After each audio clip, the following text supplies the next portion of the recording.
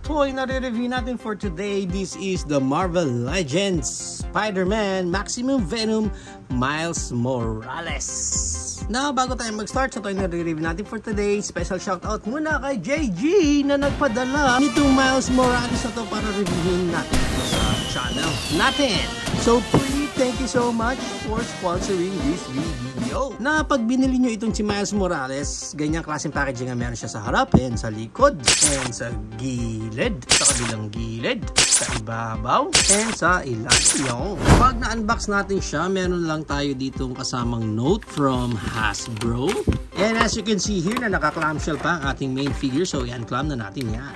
Pag na-unclam natin siya, first na makukuha natin dito is may alt hand kang kasama and isang malaking arms. Dahil itong mismong series na to is merong build-a-figure ni Venom Pool. So, dito kay Miles Morales, itong left arm naman ang kasama. So, gagawa tayo ng separate video pag bubuuhin na natin si Venom Pool. Moving right along sa ating main figure dito na si Miles Morales, check muna natin yung details niya dyan sa head. Yan. Okay din naman yung details. Okay din naman, pero hindi lang talaga ako satisfied sa paint application nila. Parang nakukulangan lang ako, especially dito sa ngipin. Pero, parang pwede na. Yan pa yung sa likod niya. Yan. Okay. Yan pa yung sa mga... Yung ganda ng kamay niya. Maganda. And para sa articulation niya, yung head niya is on a ball joint. So, naiikot yan. And meron siyang look up. Ang ganda ng look up niya na ganyan. And may look down din siya na ganyan. Yung head niya, pwede pang ma-forward eh. Ayan, no? Napa-forward pa ng ganyan. Okay. Bukod pa yun do sa look up niya. Yung kanyang Creed moment, kanyang arms wide open, na pwede mo rin niya ma-rotate ng ganyan. Pagdating sa bicep niya, meron siyang rotation doon. And sa kanyang elbow, double jointed yung elbow. So, ang ganda ng elbow bent niya dyan. Pagdating sa kamay niya, naro-rotate din niya ng ganyan. And then, meron siyang up and down. So, ganun din sa kabila. Pagdating sa body niya, yung rotation niya nandun na sa hips niya. Pero yung ab crunch niya, okay, good. Mahigpit naman yung ab crunch niya. And then, para sa kanyang Van Damme split, hindi rin gaano yung Van Damme split niya. Yung high kick niya, medyo kulang. Yung back kick niya, mababa lang. And then, meron siyang rotation dyan sa kanyang thigh. Yung knee bend niya, double jointed ulit. So, ang ganda ng knee bend. Meron din siyang rotation dyan sa baba ng knees. Pagdating sa paa niya, may up and down siya dyan. And may swivel din siyang left and right dyan. Okay yung mga articulation niya.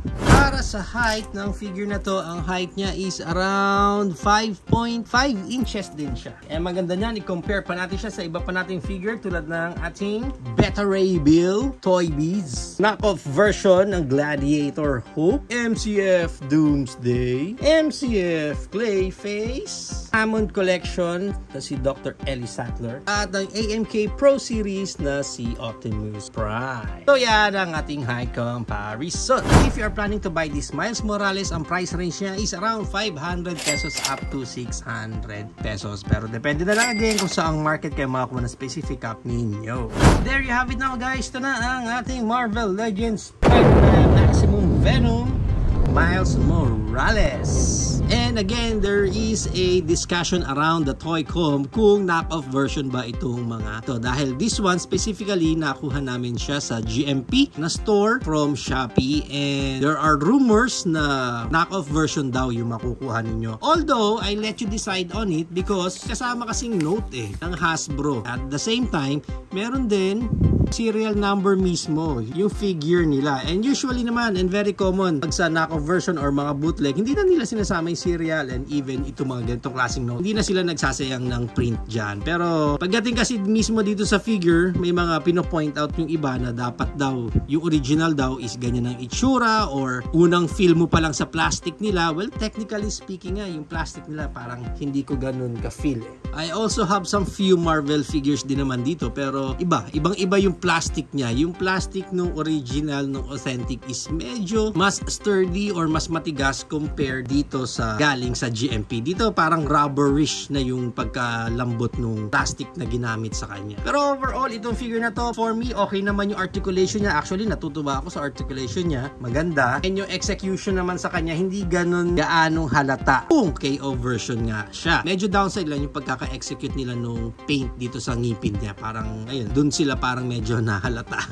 Okay naman itong Miles Morales na to, na figure na to, kung nagko-complete kayo or gusto mo lang maidagdag ito sa collection mo, especially with its price point, I guess pwede na yan. Goods addition na rin yan para sa collection ninyo. But then again, we all know nga, halos lahat naman nung mag-a-avail ito, ang habol dito talaga is yung buff ni Venom Pool.